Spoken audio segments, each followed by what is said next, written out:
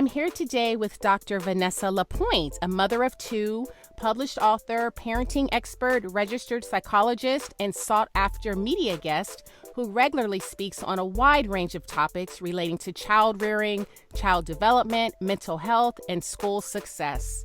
On this episode, we're going to be discussing sibling rivalry as well as discipline strategies, and Dr. Lapointe will be offering tips on how to navigate these areas successfully. Hello, Dr. Lapointe. Welcome. Hello. Thank you. Well, thank you. I'm so excited about this episode because I think today's parents are very curious on how to find just common ground with their kids when it comes to sibling rivalry and also just the discipline strategies that you have a wealth of knowledge on. So I appreciate you being here with us today. It's absolutely my pleasure. Okay, so let's start with sibling rivalry, a hot topic many parents could use guidance on, myself included. So I know that you have two sons. Just right off the bat, is this something that you've ever struggled with as a mother? Yes, in fact, it is. And I have to tell you, so many people are surprised at the idea that I could be a psychologist who specializes in children and have problems that arise in my own home as well. And so I remember very, very clearly the sort of sibling rivalry dynamic emerging quite soon after my second son was born. And for years after, I used to sort of joke privately to my girlfriends and sisters that my older son is still wishing that his little brother would just go right back inside to where he came from. So it's certainly something that I've come up against personally and definitely something that I see a lot professionally as well. Right. How old are your sons?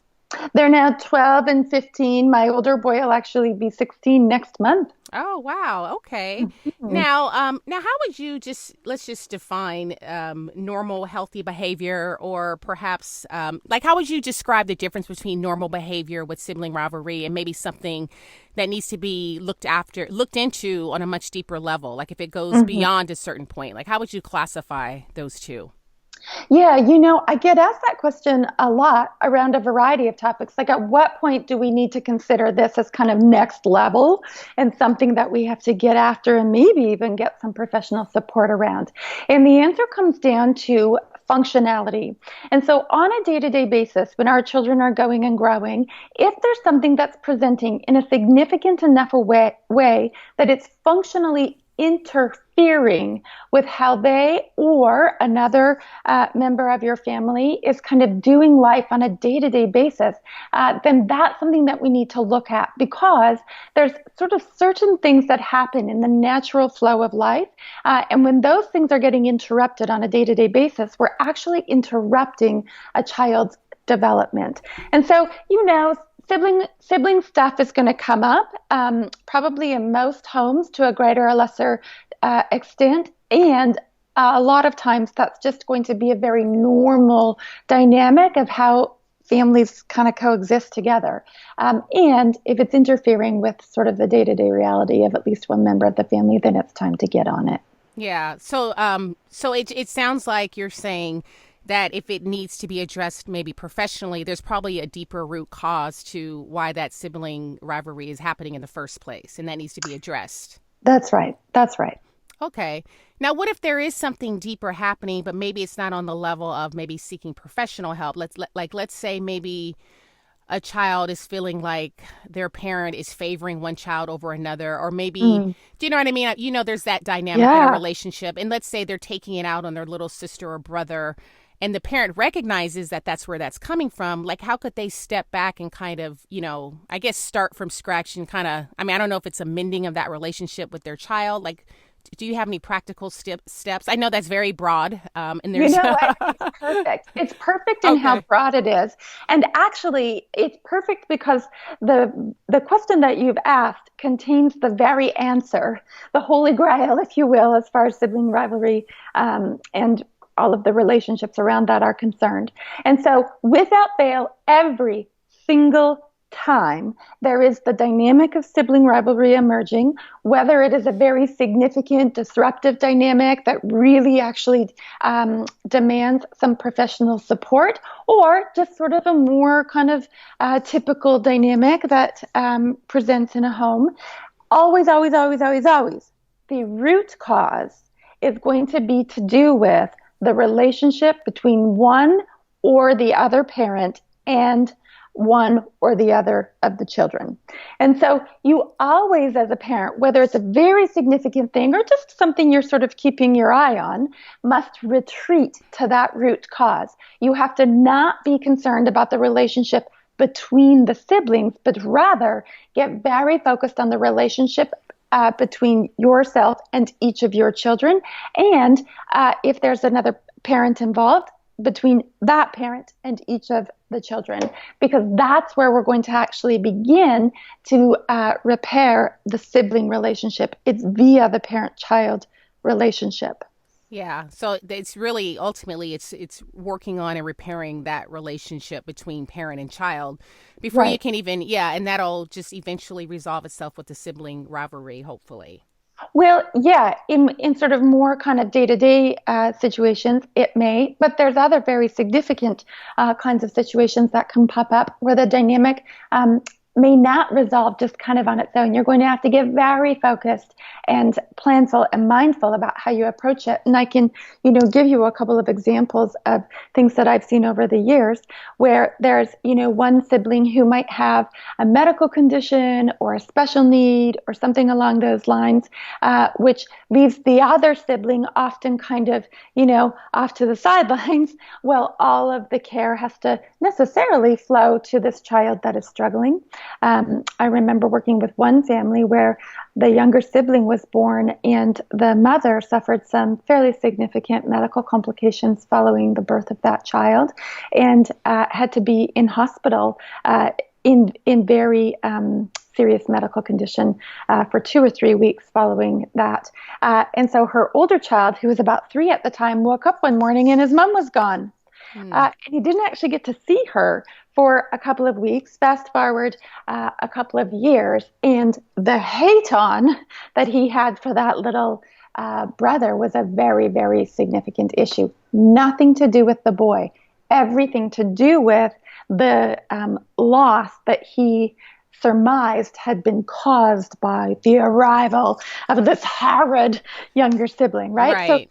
So there's all of these different kinds of things that can pop up that can really kind of make that dynamic more pronounced. And at that point, then we really can do some very deep work around repairing the relationship between parent and child. Okay, got it, got it. So just going back to, siblings just having, normal, healthy disagreements. Do you have any examples of maybe how, because I know just in my scenario, I have 2 boys, there's disagreements that come up very often Mm-hmm. over the littlest thing, of course. So sometimes I'm not sure when I should get involved and kind of, be the mediator, or if I should just let them work things out. Like, do you have any tips as far as, that's concerned? Yeah, so we always want children to have the sense that their parent, their big person, is in the lead of all things, whether or not you actually are concretely in the lead of that specific moment, but that the child has this experience of you as the leader that they get to lean into. And so whenever something goes down between siblings and you haven't been there to directly witness whatever event it was with your own eyes, then the better thing, rather than making a judgment call or siding with one over the other, the better thing is to say that you're going to speak to each of them individually about what's happened later, that the discussion for now is over, and that you're inviting each of them to move on to something else. And so to not enter into the sort of process of having to figure out who did what and how it all went down, but just really rising to that sort of bigger, swaggerful kind of stance of saying, listen, I got this. And we're going to get it all figured out. And that's not happening right here, right now, in this moment. And so what I'd like for each of you to do is and then fill in the blank. It is in those moments, and especially if those moments are repeating quite frequently, that I often invite parents to structure some separate time into the course of their day, where if this is not a time that we're all milling about being together. You're not hanging out, in the family room with your sibling at the same time, or you're not, fighting over who's on the trampoline at the same time. This is separate time. So you and you, these are the places and spaces that you are permitted to be in at this time.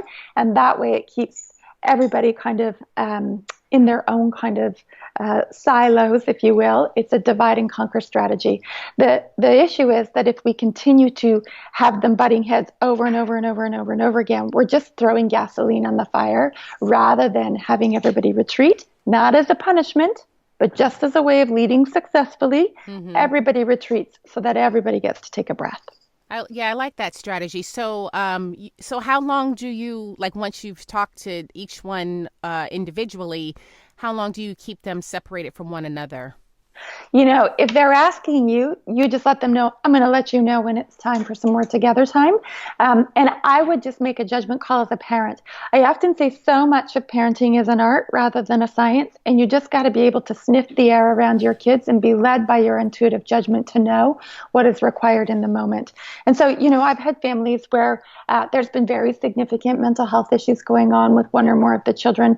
And we actually spend most of the day structured into separate time just to keep everybody sort of afloat.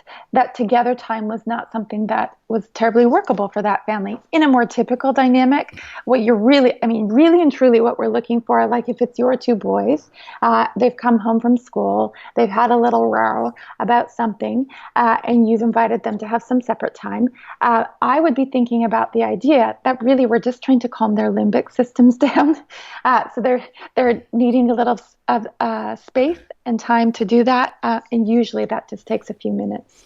Right. Okay. Now, I know you've seen this as well, siblings that have very different personalities. And, I feel like because they are so young and they may not understand the dynamic of the other personality, they just see the weakness of that personality as opposed to, the strength of it. So that just leads to arguments. You know what I mean? Now, do you think it's okay for a parent to step in? Let's say the one personality, let's say it's a dominant personality, and let's say they're dominating their sibling. And would you step in as a parent and say, that's not nice to say it that way? Or, you know what I mean? Because Absolutely. once you would do that, because sometimes if you do it too much, the other child can think, oh, you're favoring the one child. You're always on her side. You know what I mean? Yeah. And again, in that situation, I would retreat back to root cause. And root cause is we need to make sure that each child has a positive relationship with the parent and can be very focused on sort of the parent as the leader. And so if you have one sibling that's very dominant and another sibling that's often getting shoved, off to the side or to the back seat or trampled in conversation, then the invitation is for you to step into the lead as parent so that the dominant child sees that you're calling the shots, not them. And so it can be messaging along the lines of things like, oh, I'm the parent and this is my job. And so I'll be doing this. You don't need to worry about that. So that the dominant child is sort of getting the message that they too are invited to lean into the care of you rather than feeling like that they have to kind of take over and dominate the situation. You might also, and I'm always very, very clear about none of this is as a punishment. It's not making that, quote, dominant child wrong because that's who they are. That's their sort of natural born gift. They're going to be movers and shakers and leaders, and we don't want to make them wrong for being the very one who they are. We just want to channel it and put some boundaries around it so that it feels safe for everybody that's involved. And you just call the shots around that. Right. Now, do you have any strategies, for the different personality types in children and just ways for them, to get along better? Again, another broad question, I know, but any type of practical advice you have would be helpful to all of us. Yeah, so if you have one that's the talker and the other one that doesn't get a word in edgewise, you might think about some ways that you can structure family conversation. And so maybe you set it up as a routine at your dinner table, kind of like the talking stick strategy, where everybody gets to have a turn at their piece. And you might even have some conversation starters that people can pull out of a little jar at the family dinner table. So everybody has a topic that they're going to be invited to talk about. You might do, a lot of families do 3 stars and a wish, where you get to talk about 3 things that went really well in your day, and then something that you wish might have gone different or may go different tomorrow. And so every family member gets kind of equal opportunity to be contributing to the conversation. That's an example of how you, as the parent, step in as the lead to manage a dynamic so that all the children continue to get this kind of drip, drop, drip, drop, drip, drop message that you've got this, whether you're flashing it in neon lights or not, that you are moving certainly and steadily and swiftly every day to structure the dynamic of the home so that it works for all. Yeah. Oh, that's good. That's good. Now, what are your thoughts on siblings that maybe they're a year or two in between, or older or younger than each other, and they want to do things apart from their sibling? Like, what are your thoughts on that? Like, how much time, like, do you think they should divide with one another against apart from one another? Yeah, I think your judgment about that is going to be sort of very individual to the situation. And we are all our own people, and we all get to be celebrated for the individuals that we are, and also receive the message that sometimes this is a you thing, and sometimes this is a we thing.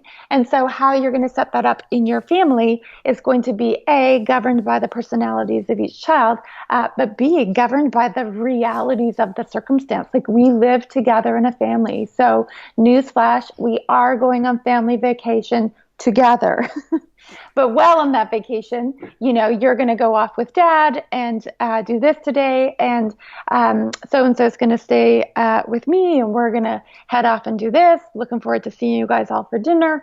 So you can kind of create some breathing space and also invite some time together as well.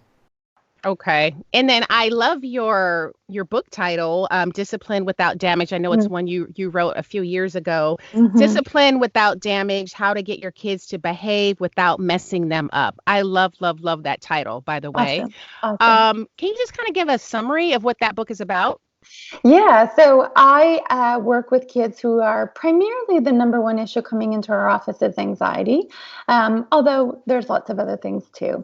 And when I take a retrospective look at, well, what's happened along the way? What is it that maybe has derailed things for this child, or really kind of sunk their ship and they just can't get themselves righted or turned around? One of the things that comes up really regularly is that everything to do with discipline has gone terribly sideways, usually because of escalating behavior challenges. And we have been schooled really as parents for generations now that when our children are engaging in challenging behaviors that make our lives challenging, that are messy and loud and often inconvenient, that our job is to make those behaviors go away. And if we make the behavior stop, then we've succeeded as parents. And yet, a lot of the strategies that we've come up with over the years in terms of disciplining our children are effective in making behavior stop because they shut down the child and their needs, and they shut down the child and their developmental process. And so there's a lot of negative happening underneath the surface with very popular, commonly used discipline strategies. And for a lot of kids, they'll just experience that as disruptive and something that they have to cope with and overcome. And for some kids, it actually is the tipping point. It's the thing that tips them over into anxiety problems, challenges with other mood-based disorders like depression, and really escalating behavior difficulties. So things like timeouts, Mm-hmm. consequences, removal of privileges, and even reward systems like star charts or earning time on the screens or the iPads.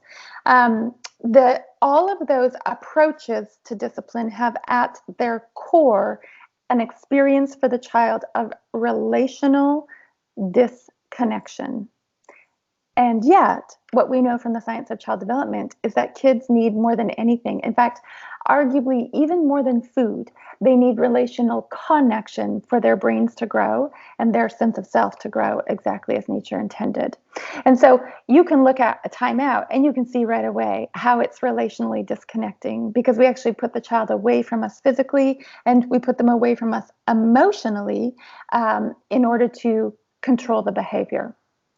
So we've taken their most essential need and we've put it on the line in the name of good behavior. Does it work? Sure. If your metric of success is that the behavior stops, then I suppose it has worked. But the question that we must ask ourselves is at what cost? Hmm. Okay, so let's just go with the timeouts because I know that's geared more towards younger children, and I know we've used that method with our kids when they were younger. So instead of the timeout or thinking moment, like what would you suggest instead of that for a young child? Yeah, and I want for you to know too, I was really well trained in how to do really good timeouts when I was a graduate student and a new psychologist. That was the party line, and that's what we were told was the right thing to do for kids, and it was what we were told worked. Like if we were responsible adults, we would do those kinds of things for our children. And so, for any of your listeners that have done that and right now are thinking, "Oh snap! Like, did I wreck my kid?" Um, Nature would not have been fool enough to design our children so vulnerable that those kinds of things that happen here and there are going to ruin them. However, when we know better, we do better. And when we know that those kinds of things, in fact, there's brain scans that show the area of the brain that lights up when a child is experiencing physical abuse is the same area of the brain that lights up when a child is experiencing relational isolation, aka a timeout. And so we know these things now, which means we just step in now and we do it differently. And how we would do that differently in my book, Discipline Without Damage, I outline 9 key stepping stones for responding in the moment. And not that you would ever go through all 9 stepping stones every single time something happens for your child, but rather it gives you a sense of the flavor of how you step in. So let's say there's a child who's struggling, they have a behavior going on. I opened that book actually with the story of when my youngest son punched me in the face at a play place in front of a crowd of onlooking mothers. And Mm. and so the response was not, "Stop that! What are you doing? How many times have I had to tell you? We just talked about this yesterday." Blah blah blah blah blah. The response was to drop a flag very quickly, and a flag drop is less than 5 words. That must stop. Gentle hands or whatever it is, just so you get in there quick and you let them know, "Whoa, you just ran into a wall, darling." And then you exit out and you go right into relationship. You're having a really tricky time. Something has happened that's really upset you. Do you hear the message of I see you, I hear you, I get you, I know you, I got you, right? So you're having a really hard time. I'm right here. We're going to get it all figured out. You just come to mom, take a deep breath. And so now I'm going into what I call distraction actions. Take a deep breath. Let's get you a drink of water. We're going to get it all sorted out, right? And so the focus becomes in the moment, the relationship, not the behavior. Mm. The time for discussing the behavior comes later when everybody, your child and yourself, are calm.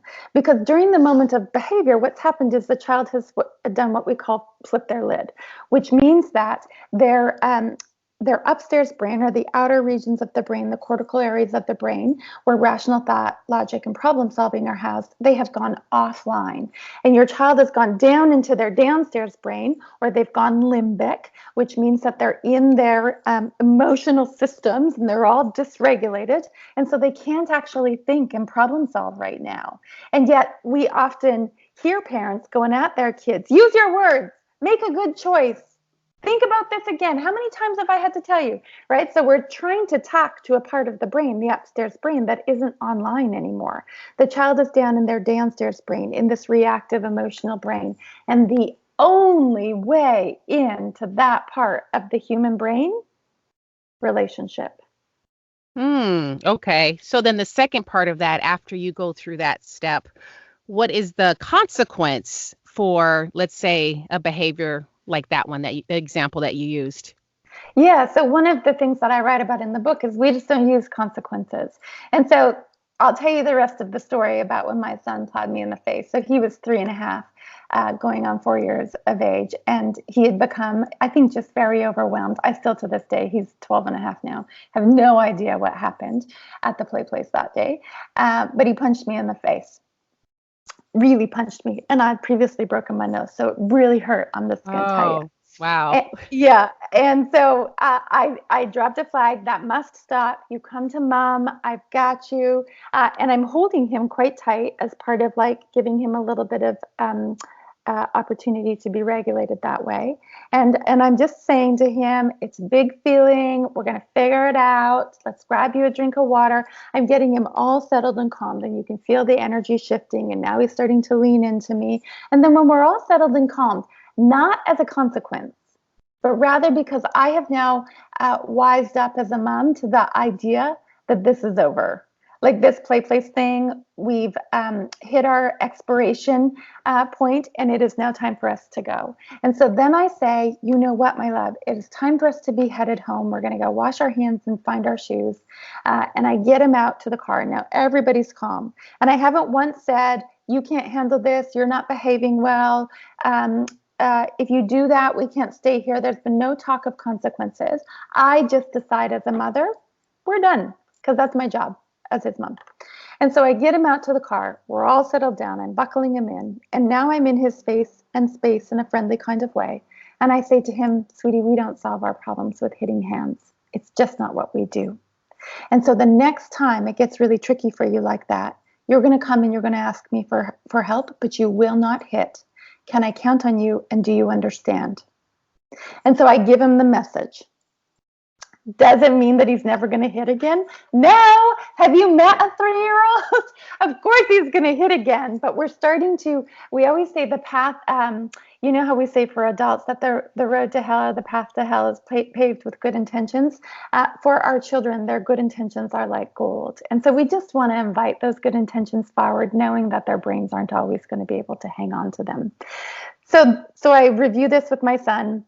We head home. I don't ever speak of it again. I don't, call my girlfriend and say, do you know what my son did to me today? It was so embarrassing. I don't review it with their father at the dinner table. Do you know what your kid did today at the play place in front of all these other parents? There's no discussion of it ever again. 2 nights later, I'm putting my boy to sleep. We're having story time, and we're sitting in bed together. And he looks over at me and he says, Mommy. And I said, what's going on? And he puts his little chubby, they have the little dimples on their hands when they have those cute little chubby preschooler hands. He grabs my face with both of his hands and he's really earnestly looking into my eyes. And he said, Mommy, I hit you and you loved me. I said, that's right. I'm sorry that I hit you, Mommy. I said, I know, son. I knew you were sorry before it even happened. I'm sure you're familiar with emotion coaching. It sounds like there's a lot of that in just the way that you speak, but I know with emotion coaching, there are consequences. Mm-hmm. Are you familiar with John Gottman's book, Mm-hmm. Raising an Emotion? Okay. So I love the emotion coaching part. So, but are you saying as far as consequences for certain behavior from the time they're a child until they're 18, like just depending on what they've done, you're saying there should be no consequences during that time? Or are you saying just at a younger age? Like what's your philosophy on that? Yeah. So generally, as a rule, if you go to no consequences, you're probably going to find that you're landing, roughly speaking, in the right space. And as your children go and grow and come into this period that we call adolescence, what you will see is that they have one hand stretching forward into the independence of adulthood, and they have another hand reaching backward into the dependence of childhood. And so, one of the things that is very appropriate as our children grow is that they come to terms with the concept of accountability. And so I have teenage boys now. Well, my youngest will be 13 in April, and my eldest, as I said, is going on 16. And so if something goes really sideways, and uh, and it hasn't kind of worked out. Let me see if I can come up with a quick example. Let's say they forgot to walk the dogs after school. And so now the dogs have done their business on the kitchen floor, and they did that because you forgot to walk them after school. And so here's what's going to happen now, son. First of all, I want you to go in your phone and set an alarm for tomorrow so that you have a reminder when you get home from school. And I think that that's going to be really helpful to you as far as making sure that you don't forget to walk the dogs when you get home. And the second thing that needs to happen right now before anything else is that you're going to clean up the mess in the kitchen on the floor. And it's not because you're a troublemaker of a kid who needs to learn a lesson. It's because that's the right thing to do. And that's what we do to be accountable to our lives and to the things that are happening for us. Now, if he was 5 years old, obviously I'm adjusting my expectations to his age and stage. And I'm going to recognize as a mother that at 5 years old, that's unreasonable. And so I would be at 5 years old, not, rubbing his face in the fact that the dogs have peed on the kitchen floor, but rather having him see that this is a family activity and we do these things together, and oops, mommy forgot, and so now we have to go and do this together. And so it would have sort of a different tone. And, my 15, almost 16-year-old son now, I don't even think he would wait for me to ask him to clean that up. He would just know, because of how we've always done business, that would be on him to get that sorted out. But it's not, the energy is not like a finger pointing consequence. The energy is, and now we have to make it right. So what are we going to do? Thank you so much, Dr. Lapointe, for your insight on that. And just very quickly, can you tell us a little bit about your new book, Parenting Right from the Start? Yeah, this is the book that I wished I would have had when I was a new mother.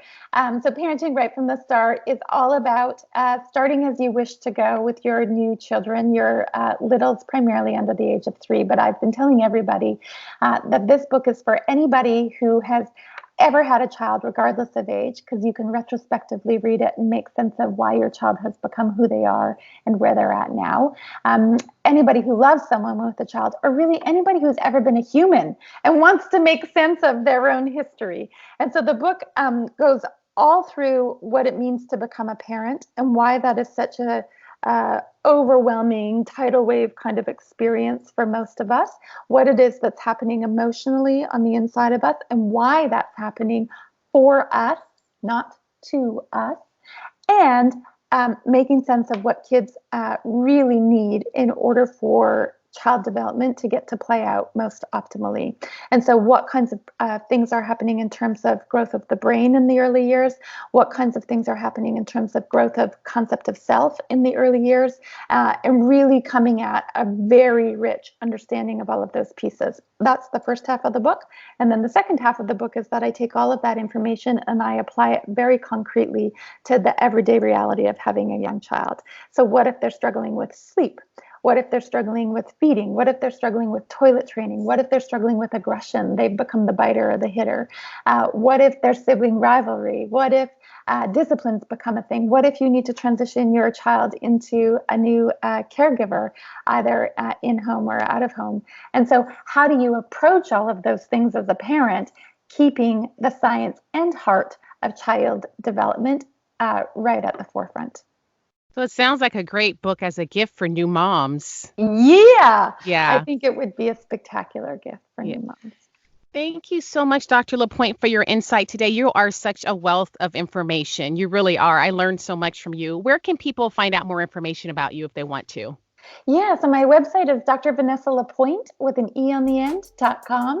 And I've got all sorts of information and access to all my social channels and everything up there.